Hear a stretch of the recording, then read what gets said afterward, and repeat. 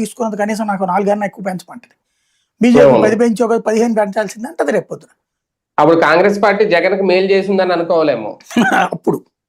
అప్పుడు ఒకవేళ అలా జరిగితే అప్పుడు జగన్కి అభ్యర్థులు దొరుకుతారు, వీళ్ళ దగ్గర సీట్లు దొరకని వాళ్ళందరూ అడిపోతారు అప్పుడు.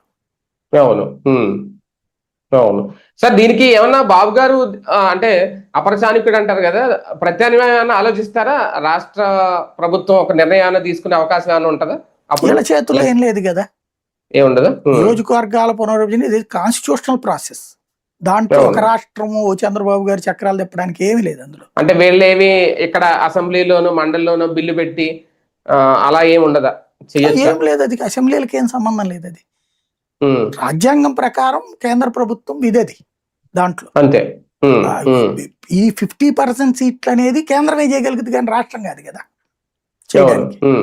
కాబట్టి వీళ్ళ చేతిలో ఏం లేదు. వీళ్ళు కోరుకోవాల్సిందల్లా 2029కి కెలకద్దు, నియోజకవర్గాల పునర్విభజన కెలకద్దు, 11 వద్దు, 26 వద్దు, ఎలా ఉన్నా ఎలా యథాతథంగా జరగనివ్వండి అని కోరుకోవాలి అంతే.